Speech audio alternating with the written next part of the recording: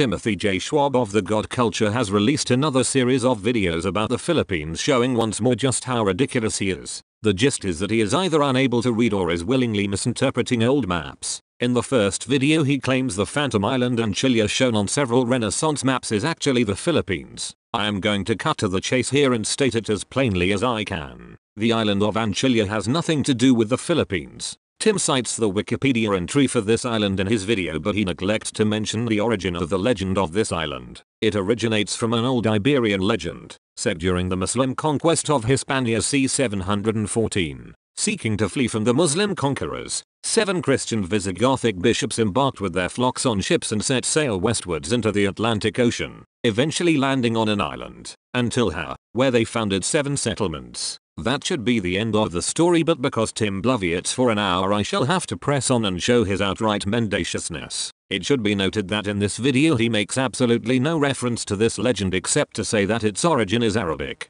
That is not an oversight. That is lying. Tim's theory of maps from the ancient Greeks to the Renaissance is that they show the evolution of thinking about the world. It's amazing how many scholars look at ancient maps and then forget at the thinking of that era. They can't even fathom that the Malay Peninsula didn't even exist at certain times according to cartographers. They didn't know about it, so they didn't draw it. So you can't insert it on a map that doesn't have it because it's not their thinking. A poor guess, as usual, inserting, of all people, Ptolemy, who didn't even know Southeast Asia existed.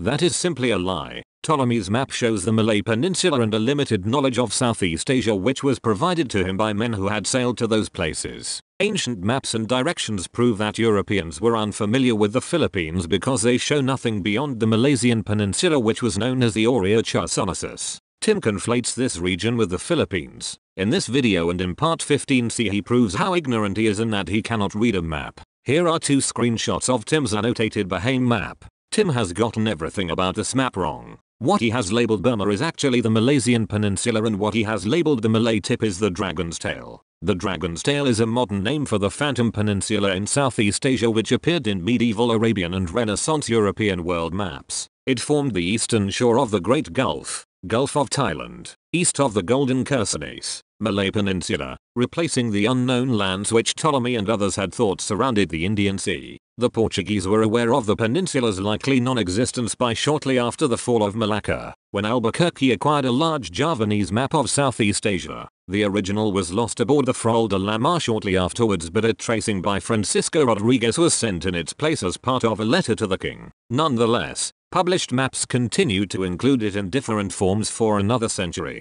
Tim continues to misinterpret this map because he is a liar. There is no other reason for him to continue spewing falsehoods about this map except that he is knowingly and willingly telling lies. He is not merely ignorant or stupid. He is vomiting falsehoods and depending on the stupidity of his audience to not test his claims. One of his claims, based on faulty etymology, is that on this map the island labeled Thilis is Anchilla. Then there is the Isle of Pearl here, known as Thilis.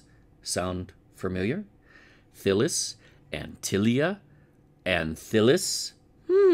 How about that? Columbus used the name Antilles. Antilles, Anthilis. There you go. No, they didn't put that together back then, but that's what it is. Thilis is Antilles, Antilia. That just fits like a glove, and you're going to see why. What can we say about Antilia? Well, it is a match to the ancient Thilis, a reference to the Philippines, even on the 1492 Behind Globe commissioned by the Portuguese government.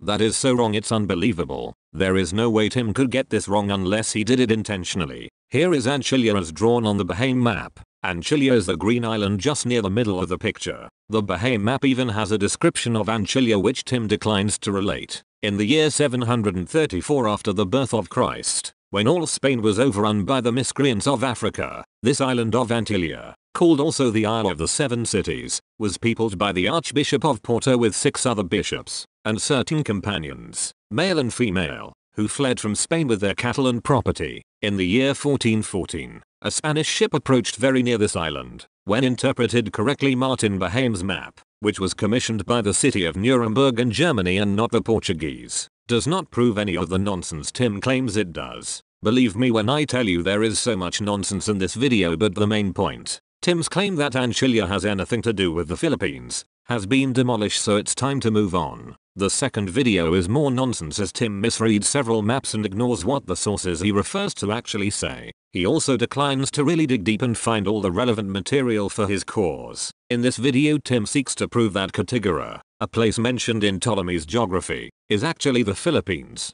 His main argument is that Antonio Pigafetta claims they set a course for that place and landed at the Philippines. Thus all other claims are bogus. So as you see on the map here, Magellan is headed not just to the Philippines, but very specifically to between the 12th and 13th degree north, which is known as Samar. On the map, just look at it, there it is. Okay, you know, like Samaria. Yeah, Columbus was going where? To meet up with the lost tribes of Israel. Who would name Samaria? Don't know. So hard to figure that out, of course. Pigafetta just told us that is where Cattigara is. Done. Settled.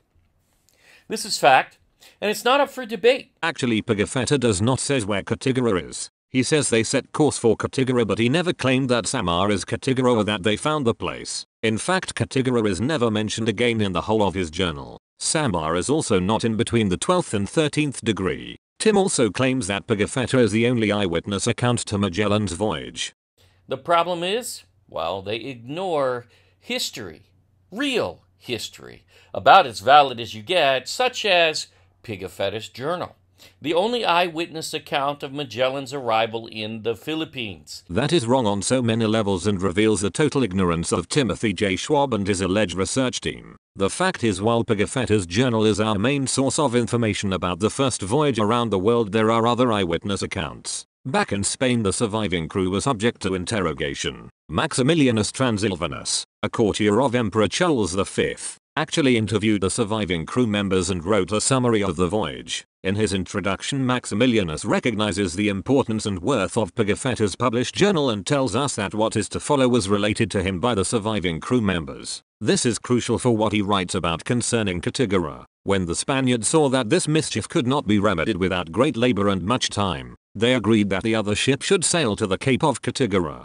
So the ship sailed again from Tidore, and, having gone 12 degrees on the other side of the equinoctial line, they did not find the Cape of Cattigara. At this point in the voyage it is December and the crew are on the island of Tidore, which is in the Moluccas. One of the ships springs a leak, but it cannot be fixed. The other ship is told to press ahead to the Cape of Cattigara, but they are never able to find it. There you go. Simple as that. Neither Pigafetta nor the surviving crew members claim Samar is the Cape of Cattigara or that they ever found its actual location. There is more to this story, as those who listened to the testimony of these men decided that Jalolo Island in the Moluccas was Cattigara. Are these men, who were well acquainted with the testimony of the entire crew, dunderheads and ninnies? Of course not. Tim ends this video by maligning Scottish physician and writer John Caverhill.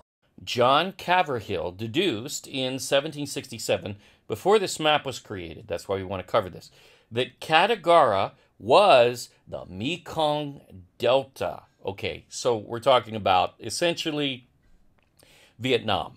Okay, so he deduced? Is that an accurate word? Not even remotely. Is that what you call a ridiculous guess founded on nothing but ignorance? You mean he ignores Magellan, you know, the actual explorer who found and corrected the course to Cattigara in writing, and then he tries to figure it out, but, well, he's an idiot who ignores history, then claims to be an historian. Ta-da! Enough of this stupidity. I be academic, so I forget the explorer who landed on Cattigara, who left actual coordinates. No, I'm going to throw that out and just make up my own location because, well, that's academic. I agree. Enough of this stupidity. Neither Pigafetta nor the rest of the crew claim they landed on Cattigara. Rather than look up what Caverhill wrote, Tim relies on a blurb from Wikipedia. Well, I actually did the research and Caverhill's paper is not founded on nothing or a ridiculous guess. After reviewing all the material available to him, he concluded that Cattigara was in Cambodia, very close to the spot now considered to be Cattigara. Located in the Mekong Delta, Okio was a busy port of the Kingdom of Funan between the 2nd century BC and 12th century AD, and it may have been the port known to the Romans as Cattigara. The remains found at Okio include pottery, tools, jewelry, casts for making jewelry, coins, and religious statues. Among the finds are gold jewelry imitating coins from the Roman Empire of the Antonine period, Roman golden medallions from the reign of Antoninus Pius, and possibly his successor Marcus Aurelius, have been discovered at Okio, which was near Chinese-controlled Jiaozhou in the region where Chinese historical texts claim the Romans first landed before venturing further into China to conduct diplomacy in 166. Many of the remains have been collected and are on exhibition in Museum of Vietnamese History in Ho Chi Minh City. This city has something that Sama does not: actual archaeological evidence of the presence of Romans. How about that? Archaeological evidence is something which Timothy J. Schwab's theory about the Philippines being Ophir, Tarshish, the Garden of Eden, Sheba, Seba, Havilah, and now Anchilia and Cattigara is sorely lacking.